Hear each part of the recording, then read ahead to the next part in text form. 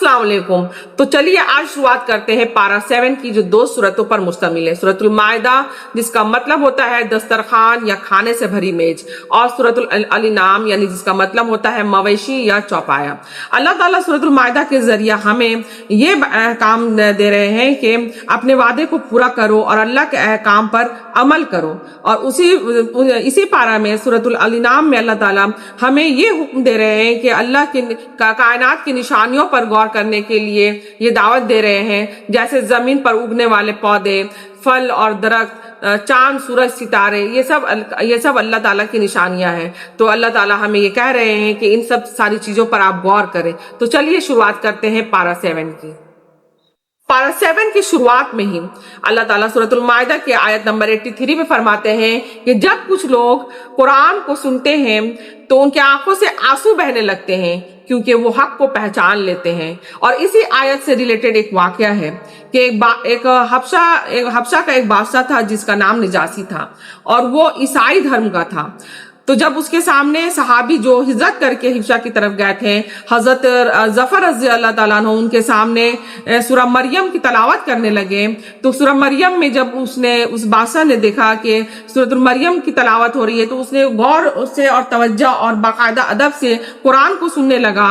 और जब सूरह मरियम में हजरत ईसा अलैहिस्सलाम और हजरत मरियम अलैहिस्सलाम का जब जिक्र आने लगा, तो वो इससे रिलेट करने लगा और वो उसी वक्त हक को पहचान लिया और उसकी आंखों से जारो कत्तार आंसू बहने लगे और उसने इस्लाम को कबूल कर लिया। इस बात से हमें ये सबक मिलनी चाहिए कि अगर कोई इंसान कुरान को गौर से सुनता है, अदब के साथ सुनता है, तो कुरान उसके दिल पर जरूर असर करता है। बाद अल्लाह ताला कुरान मजीद में पारा 7 में ये फरमाते हैं कि कसम खाना और कसम का कुफारा का हुक्म दिया गया है।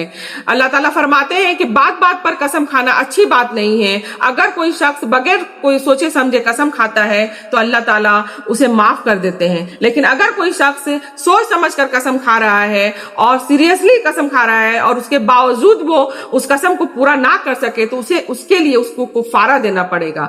कुफारा क्या है कि वो 10 मिस्किनों को खाना खिलाए, या अगर खाना ना खिला सके तो वो 10 मिस्किनों को कपड़ा पहनाए। अगर वो कपड़ा भी ना पहना सके तो वो उसे 3 रोज का उसे रोजा रखना होगा। इस तरह से उसका कुफारा जो है मुकम्मल होगा। इसे हमें यह सबक मिलता है कि हमें बात बात पर कसम नहीं खानी चाहिए। अगर हम कसम खा भी रहे हैं तो उसे पूरी कोशिश करनी चाहिए कि अपने वादे को पूरा करे, और अगर कसम को पूरा ना कर सके तो कुफारा का जो डिटेल दिया हुआ है उसको फॉलो करना चाहिए।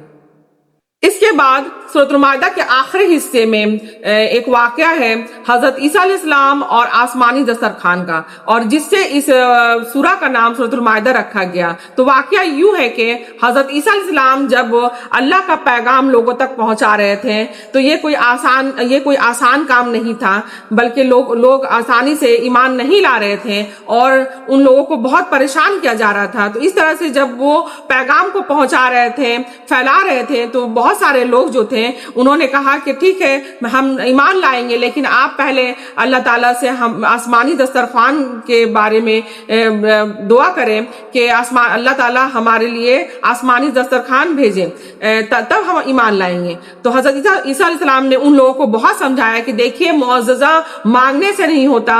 अगर मुअज्जज़ा मांगने के बावजूद आप लोग ईमान नहीं लाए तो अल्लाह का कहर नाजिल होगा, अल्लाह का अजाब नाजिल होगा।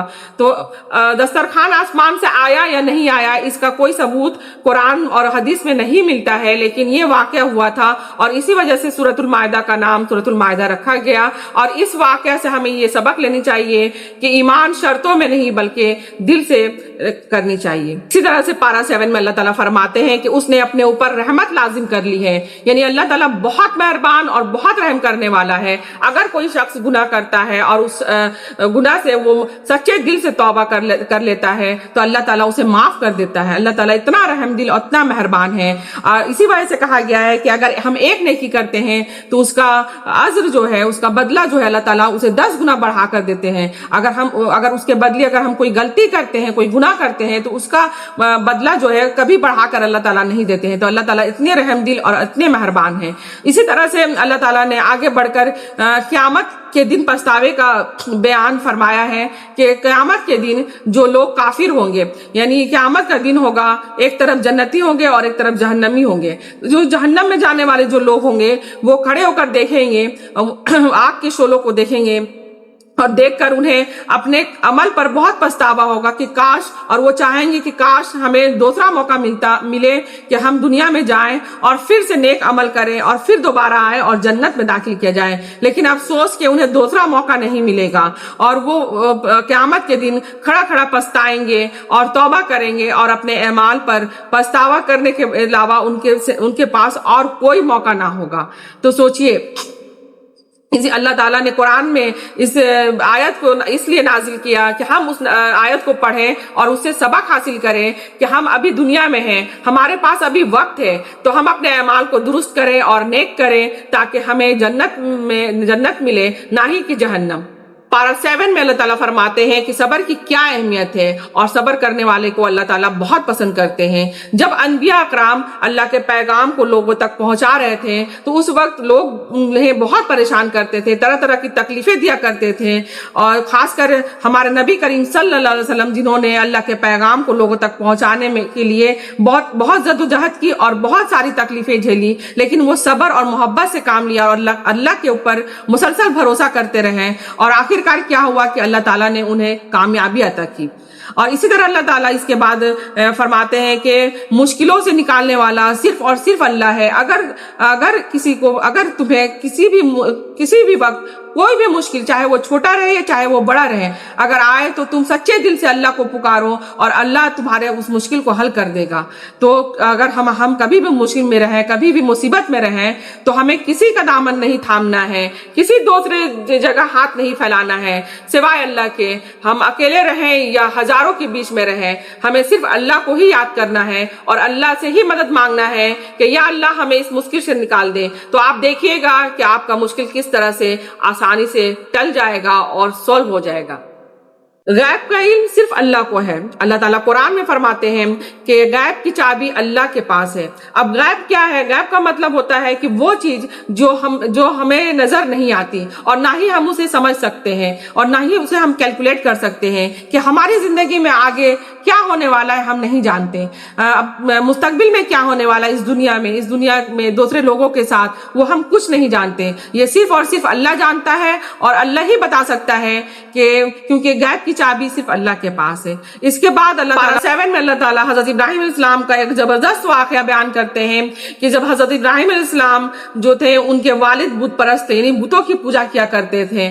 جب حضرت ابراہیم علیہ السلام اس وقت بہت چھوٹے اور کم سن تھے، لیکن وہ ان بتوں کو دیکھ کر بہت غور و خوض کیا کرتے تھے اور سوچتے تھے کہ یہ بت جو ہے وہ خدا کیسے ہو سکتا ہے جب یہ بت اپنے اوپر ایک مکھی کو نہیں بھگا سکتے. وہ بار بار اپنے والد سے یہ سوال کیا کرتے تھے، لیکن نہایت ادب کے ساتھ یہ سوال پوچھتے تھے اور سمجھانے کی کوشش بھی کرتے تھے کہ یہ خدا کیسے ہو سکتا ہے، لیکن اپنے والد سے بحث یا اونچی آواز میں نہیں بات کرتے تھے، لیکن وہ اپنے دل کی بات اپنے سامنے اپنے والد کو سمجھانے کی ضرور کوشش کرتے تھے، لیکن ادب کے ساتھ. جب رات ہوئی تو ان کی نظر ستارے پر پڑی، تو ستاروں کو دیکھ کر انہوں نے سوچا کہ ہو سکتا ہے یہ خدا ہو، کیونکہ یہ آسمان کے اوپر چمک رہا ہے. لیکن جب صبح ہوا تو وہ ستارہ جو ہے وہ جا چکا تھا. تب انہوں نے سوچا کہ یہ خدا کیسے ہو سکتا ہے جو ایک رات کو تو رہتا ہے لیکن صبح نہیں. پھر ان کی نظر چاند پر پڑی جو اس سے سائز میں جو اس سے بڑی تھی اور چمکدار تھی. انہوں نے سوچا کہ ہو سکتا ہے یہ خدا ہے، لیکن صبح کے وقت چاند بھی غائب تھی. پھر ان کی نظر سورج پر پڑی جو بہت بڑا اور چمکدار اور روشنی والا تھا. تو انہوں نے سوچا کہ ہو سکتا ہے یہ خدا ہے، لیکن جب رات ہوئی تو وہ سورج بھی جا چکا تھا. تب انہیں بالکل یہ سمجھ میں آ گیا کہ یہ ساری چیزیں خدا ہو ہی نہیں سکتی، کیونکہ خدا یہ ہمیشہ کے لیے نہیں ہے، اور خدا جو ہے ہر وقت ہمارے ساتھ ہے اور ہمیشہ رہنے والا ہے. اور ہو نہ ہو یہ ساری چیزیں اللہ کے ہی حکم سے نکل رہی ہے، اور وہ عمل کر رہی ہے، چاہے وہ سورج ہو، چاند ہو، یہ ستارے ہو، ان کو چلانے والا کوئی ایک ضرور ہے اور وہ ہے اللہ۔ اس طرح سے 7 کے آیت نمبر 95 میں اللہ تعالیٰ فرماتے ہیں کہ وہی بیج اور گٹلی کو پھاڑنے والا ہے۔ اس کا مطلب یہ ہوا کہ جب ہم زمین میں ایک چھوٹا سا دانہ، ایک چھوٹا سا بیج کو ڈالتے ہیں اور کچھ دنوں کے بعد وہ جو بیج ہوتا ہے وہ